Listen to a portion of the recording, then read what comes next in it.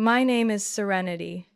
I am 33 years old, currently a sergeant in the U.S. Special Forces. I once thought I had survived every hell on the battlefield, but nothing could have prepared me for that night. At midnight in my small apartment with the storm pounding outside, the sound of shattering glass tore straight through me like a blade. The door burst open. He stepped in. Grant, the man once called my stepfather, holding a hunting rifle with the safety already off, his eyes crazed with hatred. Behind him, my mother stood frozen in the doorway, her gaze empty as though she had never known me. In that instant, between the roar of the storm and the gasping breath of survival, my fingers slid across the phone lying beside me. A coded signal, one only those who had stood on the edge of life and death with me would recognize. And not even 3 minutes later, the gates of hell swung open. Have you ever felt your own home was no longer a place you could return to? That the one who should protect you was the very person aiming a gun at your chest? Leave a comment if that question makes your heart sink. Hit like if you have ever dreamed of freedom but dared not reach for it. Subscribe to follow me on this journey, where I will tell you why I had to leave my own mother to survive, and why the name Serenity is the only thing I still carry from the ashes of memory. I was born in a small town, deep in Texas, where the sound of crickets on summer nights never seemed to end. My house sat at the end of a dusty red road, surrounded by rolling hills. In spring, wildflowers covered the ground, and in winter, winds cut through the old tin roof. My father, Thomas Reed, was a Marine. To me, he was the image of resilience, of unshakable integrity. Every time he came home on leave, the whole house lit up. He would scoop me into his arms, set up a tent in the backyard, teach me how to read a map, strike fire with 2 stones, and tell me about the distant lands he had seen. I remember the way my mother looked at him, her eyes full of a tenderness I couldn't name as a child. But then he didn't come back. They said it was a classified mission overseas, no details, no funeral, no body. Only a small box handed to my mother, inside a folded flag and a commendation certificate. I saw her shoulders tremble as she held it, but no tears fell. From that day, everything changed. My mother, Rachel, had been a high school literature teacher. Before my father's disappearance, she was gentle but sharp, always with a book in hand and poetry in her voice. She often read Emily Dickinson or Robert Frost to me at bedtime. After he was gone, she never taught again. At first, she said she just needed time to rest. Then it was her health. Then silence.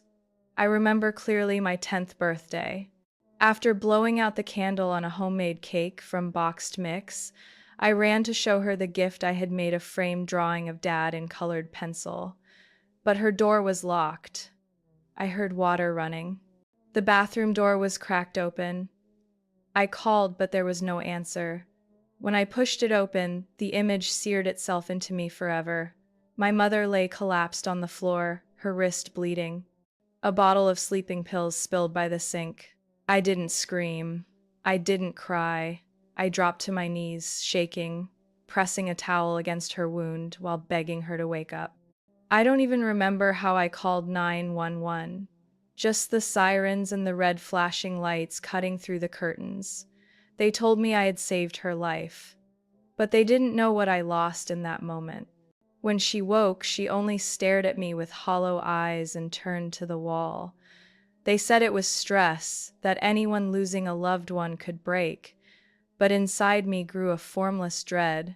From that day, a quiet distance settled between us. She never spoke of my father again, nor of that day. I told myself I had to be strong, to hold her up, even though I was just a 5th grader. I cooked simple. Dinners, fried eggs, canned soup, washed clothes by hand when the machine broke. She would sit for hours by the window, staring out at nothing. Sometimes she smiled faintly at a sparrow on the sill, and I thought she might return, but the smile always vanished. A year later, she began receiving visitors. At first, they were casual acquaintances, a plumber, a delivery man. Then certain names became familiar. They brought wine, flowers, smooth words. I didn't hate them, I just felt alien to them. Rachel, who once read me poetry about love, now sat in the living room, smiling thinly at hollow compliments. I understood she needed someone. I understood she feared being alone. But I also sensed something deeply wrong was growing in that house once full of laughter. I withdrew.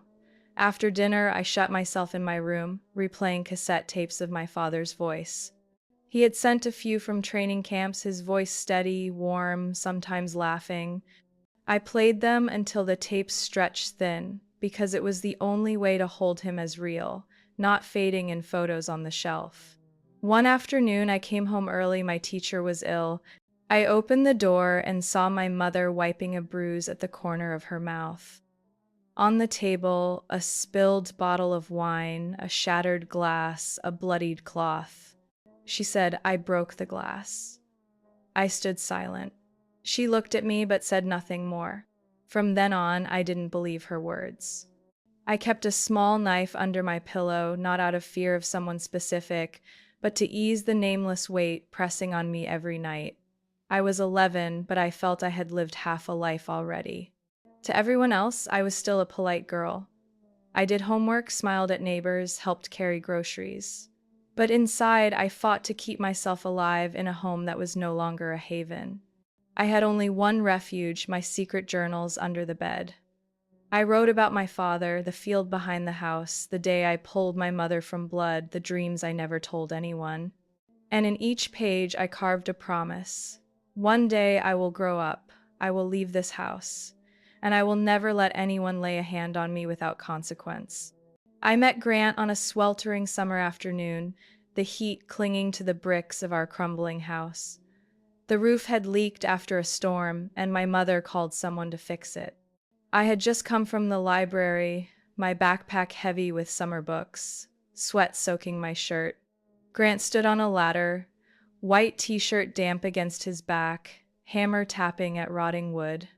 When I walked into the yard, he looked down, flashing a broad smile that revealed straight white teeth. "Hello, you must be Serenity?" I just nodded.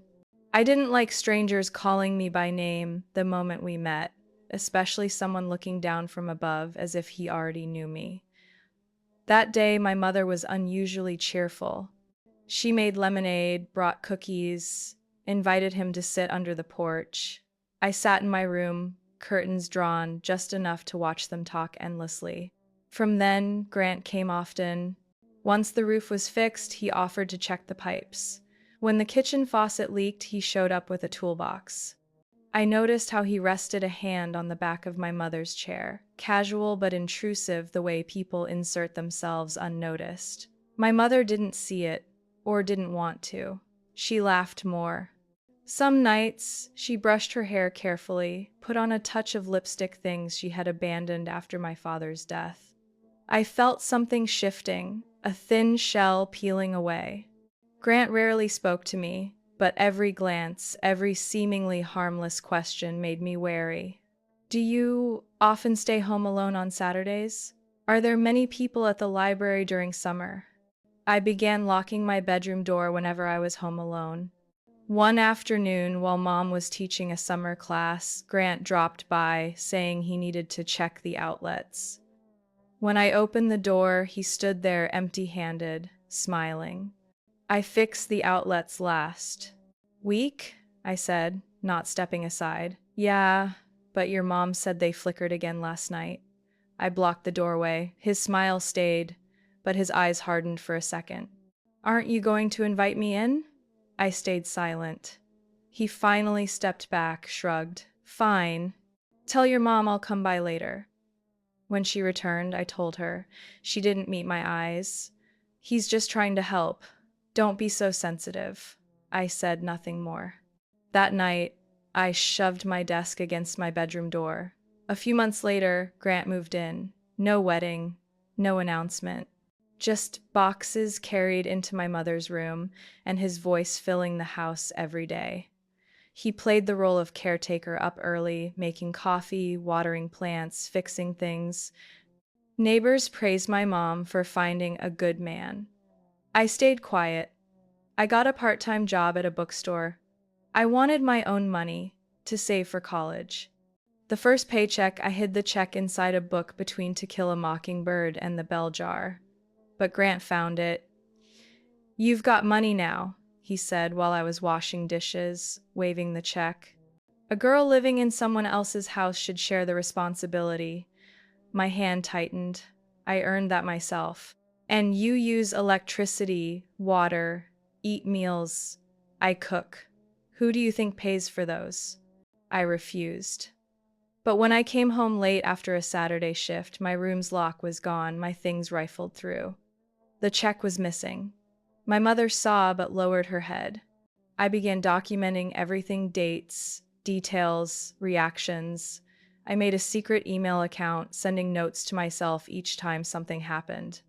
One night, borrowing Mom's laptop for a school project, I saw a recently downloaded PDF. I opened it and froze. A criminal record. Name: Grant Arthur Jennings. Arrested for severe domestic abuse in Missouri 7 years ago. Case dropped because the victim withdrew. My mother had kept the file. I printed it, tucked it into my backpack. The next day, I laid it on the kitchen table. "You knew." She said nothing. "And you still let him in." She gripped her coffee cup, staring at the table. "I thought he had changed. I thought, without someone, I would break again." I didn't scream. I didn't cry. I just walked out, vowing never to let anyone control my life again. I turned 16 on a cool autumn morning. The new school year had just begun, trees outside the gate shedding golden leaves, the air carrying the faint scent of dry grass and apple pie from the little shop on the corner. I had secretly prepared for that day all year. I researched boarding school scholarships, applied online using a hidden email account, and stored every response on a small USB drive I wore on a chain under my shirt. Everything went so smoothly, I began to believe the dream could come true.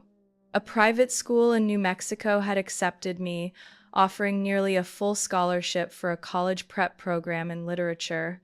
All they asked for was a copy of my birth certificate and social security card to complete the file. But when I opened the drawer where my mother kept important papers, it was empty. No card, no birth certificate, no medical records, nothing with my name. I tore the room apart. Every drawer, every old suitcase, even the Christmas boxes in the attic. Not a single paper left. I sat stunned on the floor, gripping the acceptance letter in my hand. That afternoon, when Grant walked through the door, I was waiting in the hallway, no longer avoiding him. "I need my birth certificate. And my social security card," I said calmly. Grant looked up, narrowing his eyes. "For what?" "I got into a boarding school. They need documents to finalize my enrollment." He laughed, but his eyes turned cold. "You planning to leave this house?" "I have a scholarship. I won't ask Mom for money." He set down his bag and stepped closer. "You think you can decide that on your own? Who raised you all these years? You live under this roof, eat these meals, sleep in that bed, thanks to who?" I clenched my fists, keeping steady. "I'm not asking for anything. I just want to study." "You're not going anywhere," he snapped, voice like steel. "You're still a minor. You have no rights at all." Mom stood in the kitchen, silent. She didn't step in, didn't cut him off. That night, I tried to speak to her alone. I placed the letter on the table, my voice quieter. "I've worked for this all year. It's a good school. They cover room and board, expenses. You only need to help me get my papers back." She picked up the letter, eyes skimming the lines. Her hand trembled slightly, but she said nothing for a long time. "You can't go," she finally exhaled. "Grant won't allow it." "What do you mean?" "This is my decision, not his. You're still a minor. If Grant doesn't consent, the school can't accept you." I stood, my voice slipping from control. You hid my documents? You let him control you that much? She turned her face away. I left the table without another word. From that day, I changed. I woke earlier, pulled on running shoes, and jogged around the neighborhood each morning. At night, I watched self-defense videos, training along with every counter move. I started lifting weights, hung a small punching bag in my room to practice speed.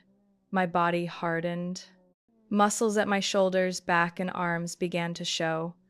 No one noticed under long sleeves, but I felt every step forward. I was no longer the girl staring out the window. One evening, Grant came home late, reeking of beer.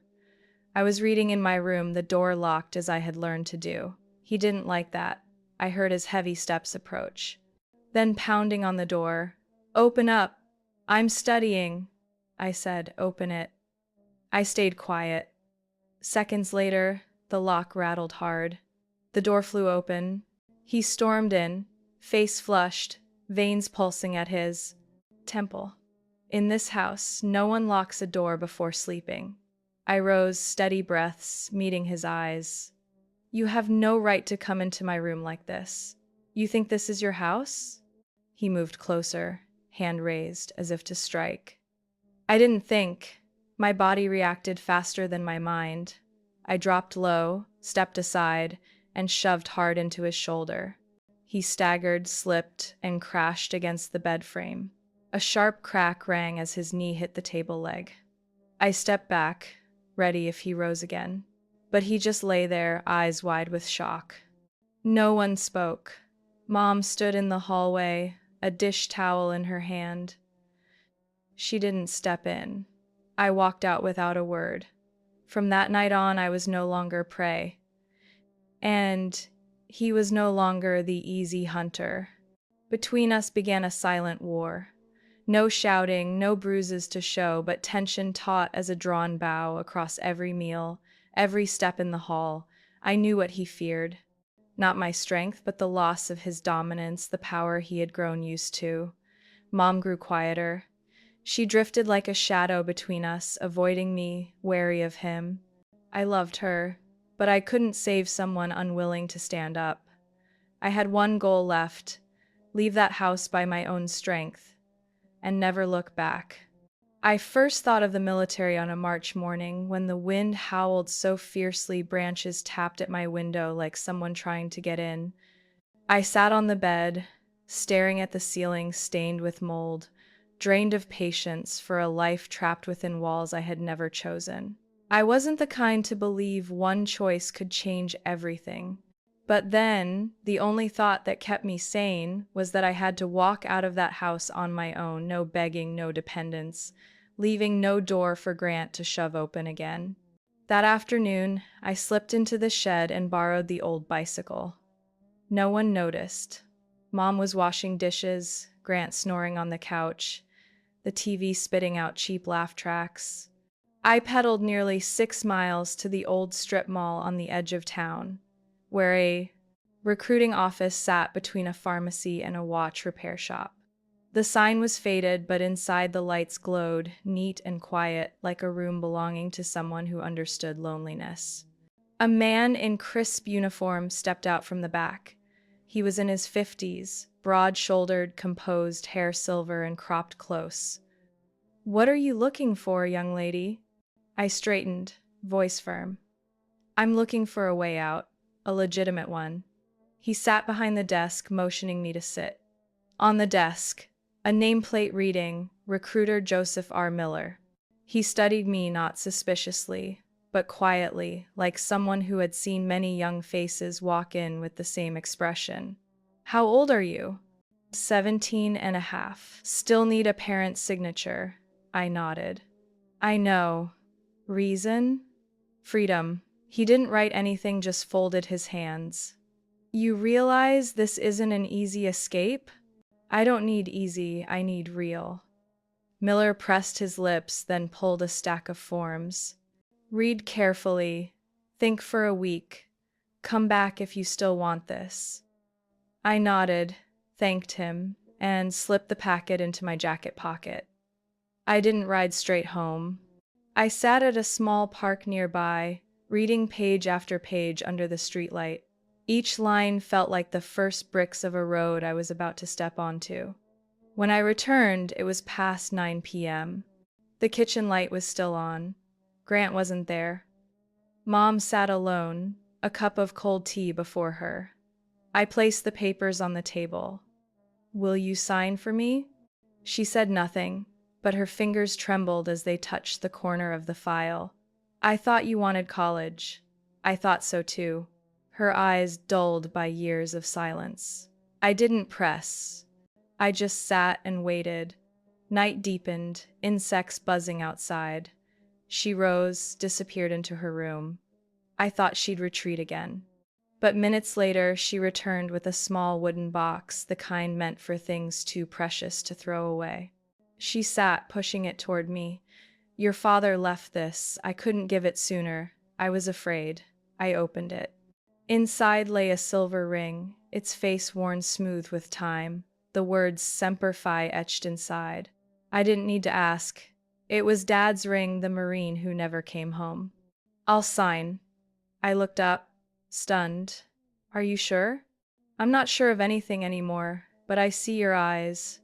Just like his, the day he walked out for the last time. Some people are born to leave." I stayed quiet.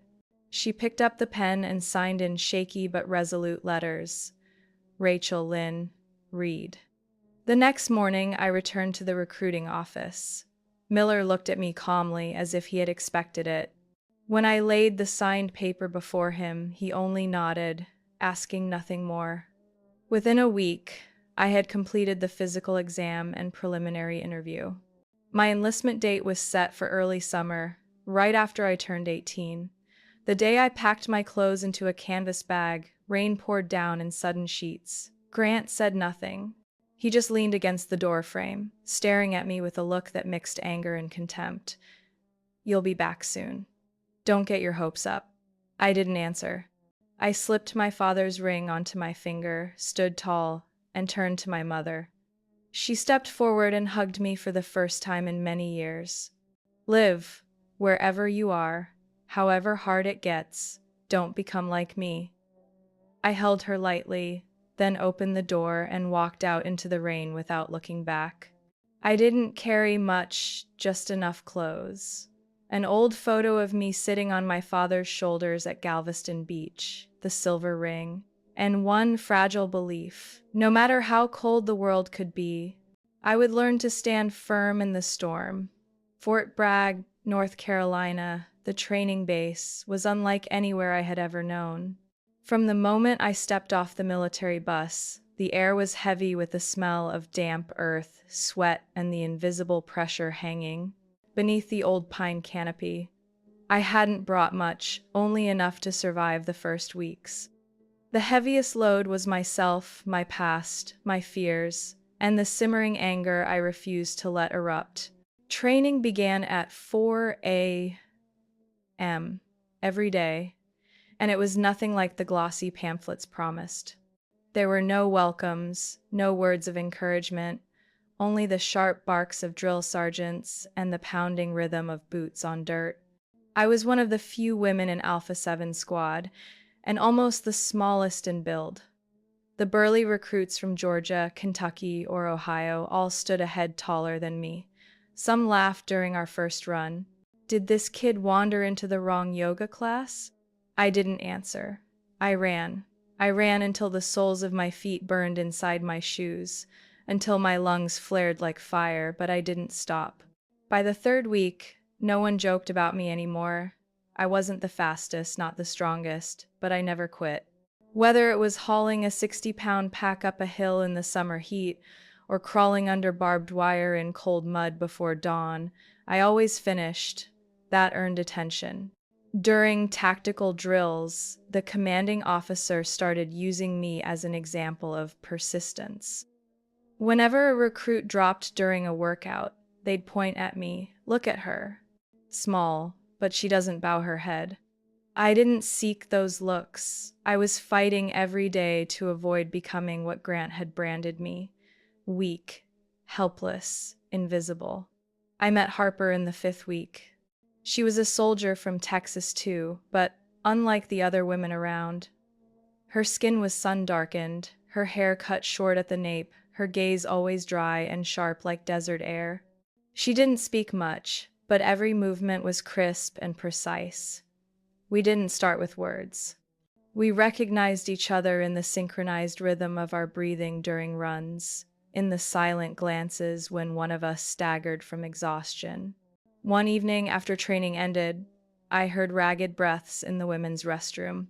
I was about to leave when the sound of fists hitting the wall made me stop. I stepped inside. Harper stood before the mirror, her fists clenched white. Her eyes were red. "You okay?" I asked softly. She didn't reply at first, just gave a bitter laugh. I thought I was tougher than this. I stood beside her, not pushing, the air thick with disinfectant and sweat. "Every time someone screams in my face," she whispered, "I see him again, my stepfather. That bastard who used to drag me by the hair across the floor when my homework wasn't done." My fingers tightened slightly as I looked at the mirror. "I've heard a voice like that too, night after night." She turned to me. No hostility, no walls anymore. "You too?" I nodded. From that moment, we were true comrades. Harper was strong, fast, and fought with precision. But some nights, she couldn't sleep. Some mornings, her eyes were swollen. I didn't ask. I just split my water ration with her during marches, or draped my shirt over her shoulders when the cold bit. In the final survival test, we were divided into groups of 4, dropped into a forest with no map, no phone, no support for 72 hours. Each carried only what the list allowed. Harper and I were paired with 2 men from Minnesota. The first day went smoothly. We found our bearings, set camp, found water. But on the second day, heavy rain fell. The ground slick, visibility poor. Harper slipped, trying to climb a rocky slope. Her ankle twisted badly, swelling almost instantly. The other 2 wanted to press on. "There's no rule against it," one said. "We have to reach the rally point on time. She can't keep up." I looked at Harper, trembling, trying to stand. "You can walk?" She nodded, but it was clear she couldn't. I pulled off my pack, stuffed some gear into theirs. "I'll carry her. They'll dock points if you don't carry your own load. I'd rather lose points than leave someone behind." I hauled Harper step by step, over more than 2 miles, until a patrol truck found us. The whole team passed. I nearly collapsed from exhaustion. Back at base, I received a notice for a special internal interview with High Command. No one mentioned that survival test again, but Harper, one evening after graduation, standing with me on the parade ground, turned quietly and said, "If it had been anyone else, I would have been left behind." I smiled, eyes lifting to the moonless sky. "We've been left behind enough. From now on, no one gets left." From then on, I knew I wasn't alone. I had someone not to shield me, but to move forward beside me, no matter how hard the road. After graduation, I was assigned to Camp Pendleton in Southern California. The air was dry and salty, filled with the ocean's breath, the wind whistling through sunlit dunes. Each morning, I rose in my 1-bedroom military apartment, pulled open the blinds, and watched the first light stretch across the western hills, where the Pacific crashed endlessly, steady as a survivor's heartbeat. Life at Pendleton wasn't easy, but it was freedom, the first real freedom I had ever claimed. No more checking over my shoulder in the kitchen, no more whispers in a dark room. Each week I ran along the beach, my father's silver ring on my hand, my heart lighter though my body ached from relentless drills. I learned to live slowly, even if only for minutes between long shifts. I called home every Sunday. 2,000 miles carried my mother's voice, always faint, like a breath lost in wind. I never asked about Grant. I only asked if she was healthy, if she needed money, if she slept. She always answered, "I'm fine, don't worry about me." But I knew fine was never the truth. One afternoon, leaving a strategy meeting, my phone buzzed. The screen read, "Unknown." I stopped beneath a tall eucalyptus, hand hesitating. Finally, I swiped and lifted it to my ear. No words, just silence thick as fog. Then, faintly, a breath. Not rushed, not panicked, just steady, as if the caller stood very close, very real. I hung up. That night, I didn't sleep. I added another lock to the door, slipped a folding knife under my pillow. The feeling was eerily familiar, a bell ringing in memory. I had lived like this before, with Grant. A week later, the phone rang again, same blocked number. This time, I stayed quiet, holding the line. A song played low, like from an old radio, "Take It Easy" by the Eagles. The song my dad always played driving me to school on Monday mornings. The recording old, fuzzy, the voice broken but still chillingly clear. No words, just the song until it ended. I flipped on every light, checked every window, every lock, every scratch on the door handle. Nothing unusual.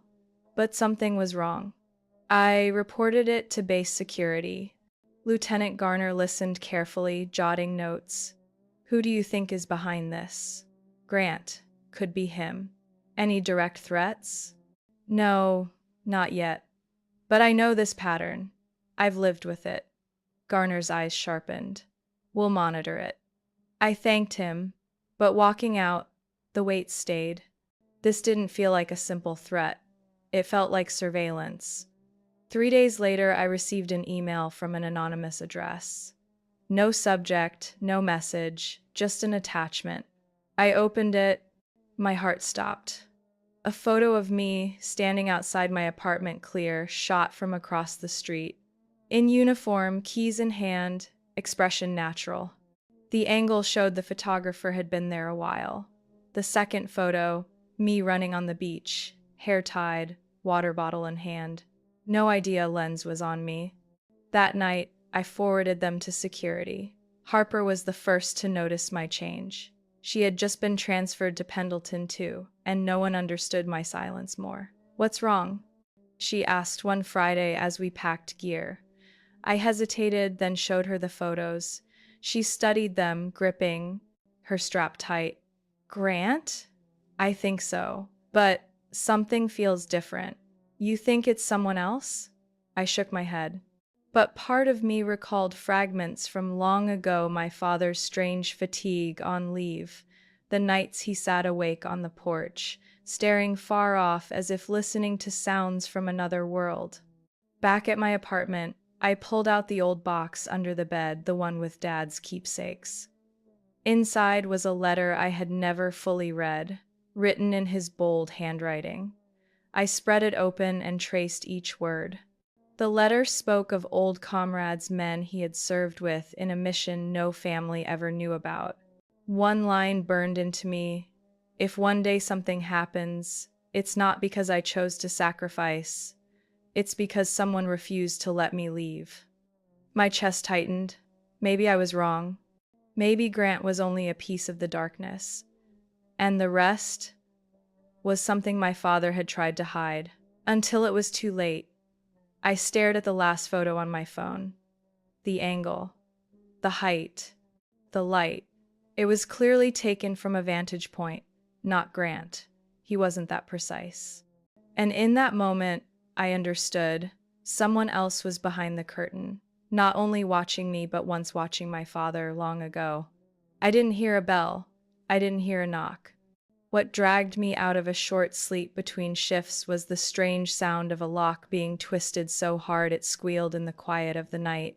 My apartment was on the 3rd floor, in a block reserved for young single officers.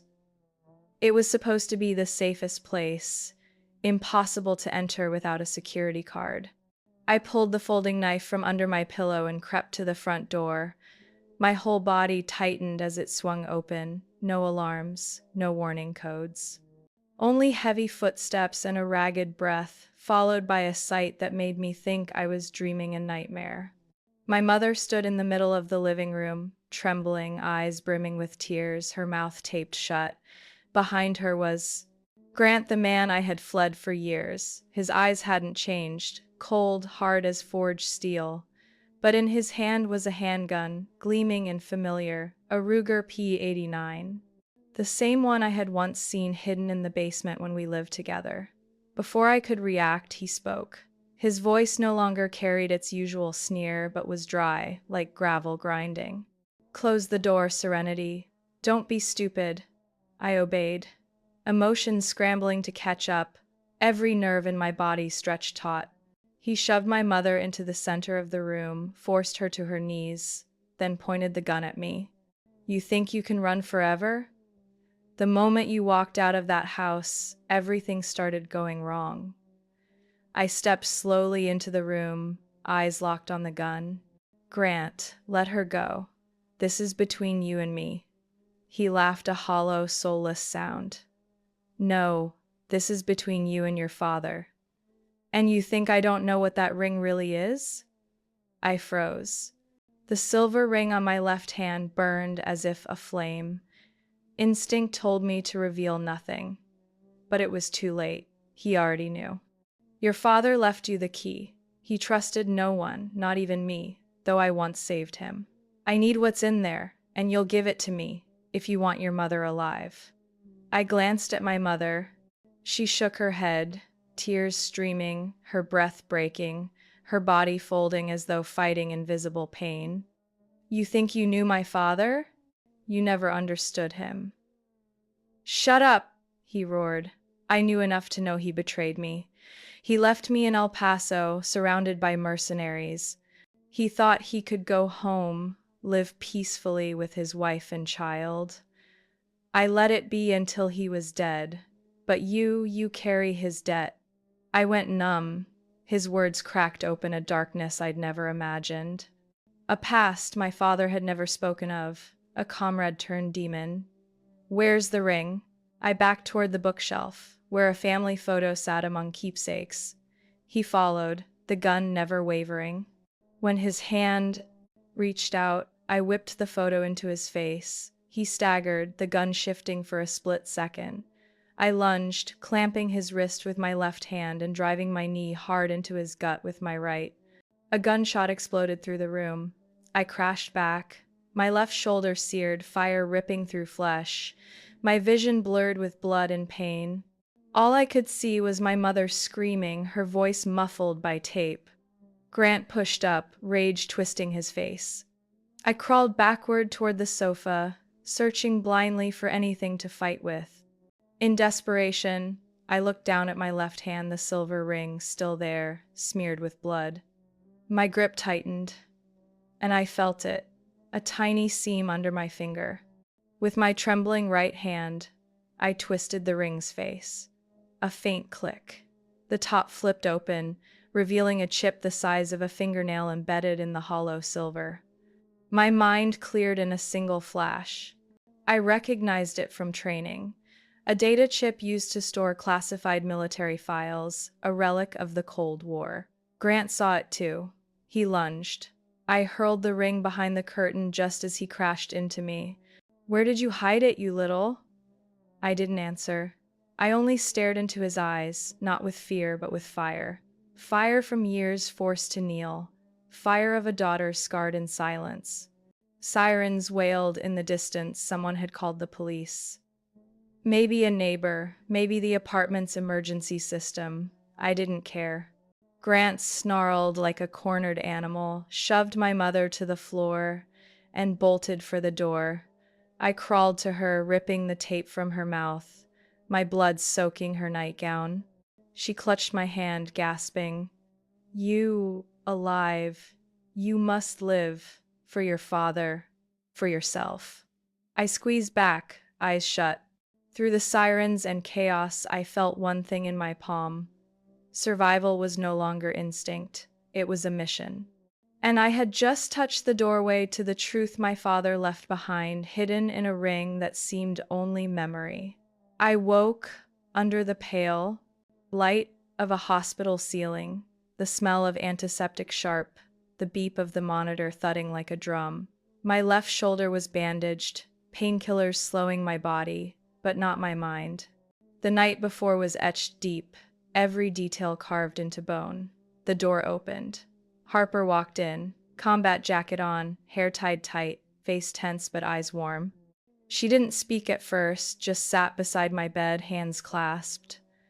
"I got your signal," she said softly. "The team was there within 5 minutes. If it had been later," I looked at my hand. The ring was gone, sealed in evidence. But the image of that chip, encrypted data flickering like ghosts, haunted me.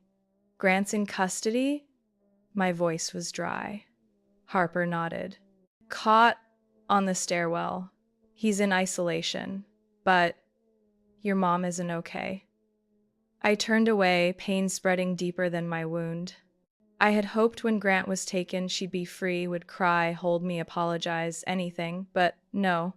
When the police stormed in, she just sat still, staring into nothing, as if she no longer belonged to this world. The doctors say she doesn't respond, doesn't recall. Years of trauma, maybe. They recommend a neurological recovery center. I shut my eyes not to escape, but to keep tears in. How long had I been losing pieces of myself trying to save others? "I'll stay here with you, as long as it takes," Harper said firmly. "No one gets left behind. You told me that in North Carolina. Now it's my turn." I squeezed her hand, speechless. That afternoon, in a small security office, I saw the ring again. It lay in a clear evidence bag beside a military laptop. The officer adjusted his glasses, fingers poised on the keyboard. We extracted the data. "It seems your late father, Lieutenant Colonel Marcus Hayes, hid records of a mission in southern Arizona. Code name, Shadowline. It was never officially logged. All files erased from Army systems." My chest tightened. "They said he died on his last mission in 2007, I whispered. "I saw the casket, the funeral, the honors. My mother got the folded flag." "That casket was empty," the officer said quietly. "We checked. The case is full of holes. And the map in your ring's chip points to an abandoned relay station near the Mexican border." I stared at the screen. The encrypted files opened a brief journal, just a few lines, but enough to break me. "If I don't return, Serenity, if you find this ring, it means someone broke their promise. You must go to that place. You must know the truth. Don't trust any report, and never go alone." I felt Harper behind me, silent. The air drained from the room. The officer looked at me. "We can't go further without orders. But you're next of kin. The ring is evidence. If you want to pursue it, we can set up surveillance, but no direct support. This won't be official." I nodded. No orders needed. No titles. I needed answers. Later, I returned to the hospital. My mother lay still, eyes open but empty. I sat by her bed, pulled from my pocket a copy of my father's journal, the part he wrote for me, and read it softly in her ear, like a fairy tale from long ago. Her eyes blinked faintly, her lips trembled. A tear slid down her cheek. I stopped, holding her hand tight. I didn't know how much she understood. But in that moment, I saw something had not died. Some fragment of memory or love still flickered beneath the wreckage of her silence. When I rose to leave, Harper met me outside, handing me a small canvas bag. Inside was the ring intact and a copy of the data. "We'll find him," Harper said. "If he's alive, we'll bring him back." I slid the ring onto my finger. The cold metal pressed like an unspoken vow. Not just for my father, not just for my mother, but for me, the child once suffocated by darkness, now walking toward flame, and I would go until the truth was lit. The Los Angeles County Courthouse was packed that morning. Reporters swarmed outside, cameras following every step. No one spoke loudly, but the air was heavy as lead. I sat at the plaintiff's table, my hand clenched white. My mother was wheeled in, a psychologist beside her. She didn't speak, only looked straight at the defendant's stand, her clouded eyes bottomless. On the opposite side, Grant sat in a dark suit, legs crossed, one hand resting lightly on the table as if he were at some casual business meeting. His lawyer, a bald man with a round face and a forced smile, looked like he was trying to make Grant appear less despicable. But no one in the courtroom was fooled by the polite facade anymore. Defendant Grant Duvall, the judge announced, you are charged with armed assault, unlawful detainment, organized stalking, and destruction of federal property. Do you have anything to say in your defense? Grant slowly rose, adjusted his collar, and walked to the center of the courtroom. He dipped his head slightly, rehearsed to look humble. I'm just a stepfather concerned for my wife's daughter, he said, his voice measured, almost preachy. But the truth is, she isn't mentally stable. You must understand, Serenity Hayes went through intense military training, and that has affected her perception of reality. The room buzzed with whispers. My heart pounded, not from fear but fury. He wasn't just denying guilt, he was trying to erase my dignity. His lawyer raised a folder. We have a report from a medical expert showing symptoms of PTSD, which could cause Miss Hayes to confuse personal feelings with reality. There is no clear physical evidence of misconduct by Mr. Time, so if you win the savor what erection with my Hayes to a teach. Duvall, other than the plaintiff's subjective testimony. I wanted to leap up and shout in both their faces, but I didn't need to, because just then, the courtroom doors swung open. A line of soldiers in special operations uniforms marched in. Their bearing was sharp, disciplined, silent. At the lead was Lieutenant Harper Lang. Stern, steady, she carried a thick black folder and fixed her gaze on the bench like a drawn blade. Representing Unit Echo 9, she said when invited to speak, we submit a report and classified data relevant to this case, including video recovered from a storage chip embedded in the personal effects of the victim, a ring belonging to Lieutenant Colonel Marcus Hayes. Harper handed the folder to the court clerk. Evidence was projected on the large screen behind the judge. Recordings. Images from the chip, Grant secretly exchanging emails with an encrypted account. Discussing surveillance of a target linked to Operation Shadowline. There was audio of him secretly recording calls between me and my mother, using them to manipulate her. The courtroom went silent. No one looked away from the screen. Next, Harper continued, voice cold and precise, is the electronic log of movements recorded by a tracking device hidden on Serenity Hayes' car. Data shows the defendant followed her for at least 42 consecutive days, including while she was on duty at a military base, and even during nights she spent at the hospital with her mother. My throat was dry, but I wasn't trembling anymore. Grant's lawyer stammered, rose to object, but at that moment an officer from military intelligence entered. He carried a folder stamped top secret, declassified by the Department of Defense. It confirmed that Grant had been an intermediary in an illegal data trading ring, selling military information to third parties. The file included photographs, fingerprints, and transaction logs. The judge turned to Grant. Do you still deny these charges? Sweat broke across his forehead. His eyes darted, his body shrinking back. But the final blow hadn't landed yet. Harper stood once more. We also decoded a segment of data from the ring's chip. It traced to a foreign IP linked to an individual codenamed Marlin. According to intelligence archives, Marlin was embedded in a special mission in the Middle East, and he was once Grant Duvall's partner. The room froze. This man has never been apprehended. And based on the new data, he was the one who sent the threatening photos to Serenity, not Grant. which means the defendant is part of a larger criminal network still at large. My chest tightened. So it wasn't over. The anonymous calls, the heavy breathing, the photos taken from a distance, not all of it was Grant. Someone else was still out there, watching, closing in. The judge ordered the trial adjourned for extended investigation. Grant was let out in silence, shackled, his swagger gone, just a cornered, broken animal. I looked at Harper. She gave me a small nod, her eyes steadier than ever. My mother still sat there, gaze distant, but when I held her hand, I felt her fingers faintly squeeze. Memory might still be alive, buried beneath all her wounds. I left the courthouse in silence that day, but inside me the storm raged. The true puppeteer was still free. And my father, had he really died? Or had he been taken by the very forces that once used Grant? I gripped the ring on my finger. It was no longer a keepsake, it was a map, a key, and I wouldn't stop. Not while the truth remained in the shadows.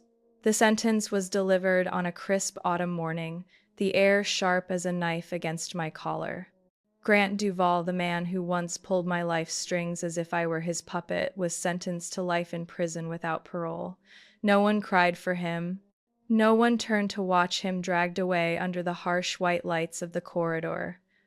He looked at me one last time, but there was no power left in his eyes. Just emptiness. I didn't bother to respond. My mother wasn't there. After the earlier hearing, she was placed in a trauma recovery center outside Santa Barbara. Doctors said her memory was fragmented, but the psychotic breaks were gone. When I visited, she didn't call my name, but she smiled. Her eyes no longer held terror. That alone, for me, was a step forward. I returned to base in California, carrying my father's ring like a shard of burning past. My shoulder wounds had healed, but inside, the scars stayed raw. Many nights I couldn't sleep, not from fear, but from the hollow silence of unanswered questions.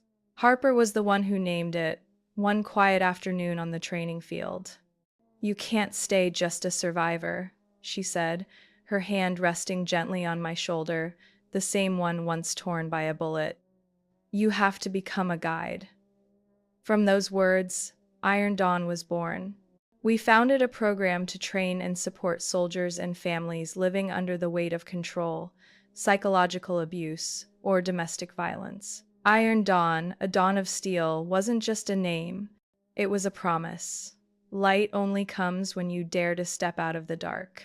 We started small, 10 people in a cramped room, but within 6 months, over 800 officers had joined. Some admitted they thought they were just stressed by duty, but realized they had lived too long under unhealthy pressure and broke down in tears. Wives and children wrote letters telling us a single seminar gave them the courage to leave homes that had become cages. I never read those letters without choking up, but I read every line. Each story proved that my past, however painful, had not been wasted. One May morning, I was invited to speak at the National Memorial for Soldiers Missing in Action. It was held at Arlington, among endless rows of white headstones stretching into the horizon. Harper walked beside me, her uniform crisp, Iron Dawn commanding officer stitched on her shoulder. I spoke before hundreds, mothers and fathers still waiting for news of their children, veterans with eyes deep as caves. I spoke of my father, Lieutenant Colonel Marcus Hayes, once a symbol of courage, believed to have fallen in a mission more than 15 years ago. I spoke of the ring, of the data, of the wound in my heart that never healed but lit me enough to stand there. When I stepped down, a man in a gray suit approached. He didn't give a title, just handed me a small metal card sealed in a red envelope with the Defense Department's stamp. "Don't read it here," he murmured. "We just decrypted this final lines from Operation Shadowline. You'll want to know." My pulse stuttered as I took it. That afternoon, after the crowds left, I sat alone on the grass. I opened the envelope. Inside was a faintly printed note, the words almost blurred by time. M. Hayes. K-point extraction failed. Subject alive. Extraction compromised by internal leak. Operative reclassified MIA, do not publish. I read it again and again, scarcely believing. MIA missing in action, not KIA killed in action. My father could still be alive. A gust of wind stirred the leaves, whispering around me. I clenched the paper tight, the sky turned purple. Among the rows of graves, I felt something breathing, a truth stirring. This wasn't an ending. It was a door cracking open. I stood, my boots pressing deep into the soft earth. Somewhere out there, the man who once carried me on his shoulders, who taught me to fold my first shirt, might still be alive, buried inside an unrecorded mission. And if the world thought he had vanished, it was time they looked again. Because I wouldn't stop. Not while his blood still ran in me.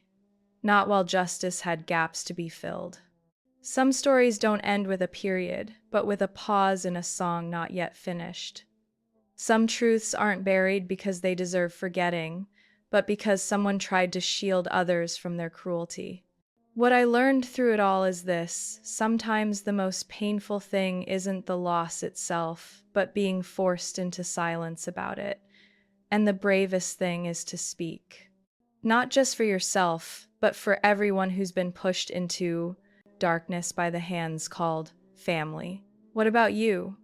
If one day you discovered the past you trusted had been twisted, would you have the courage to dig, to face it, to walk the road no one else dared? I truly want to hear your thoughts after following this story. Share them in the comments below, because sometimes your voice can be the light for someone else lost in their own family shadows. And if my journey resonated with you or simply made you reflect more on truth, family, and courage, don't forget to subscribe. There are still many untold stories, unexpected turns ahead in my life, in my mother's, and maybe in my father's. Thank you for listening, and I'll see you again in the next chapter when old secrets begin to stir awake.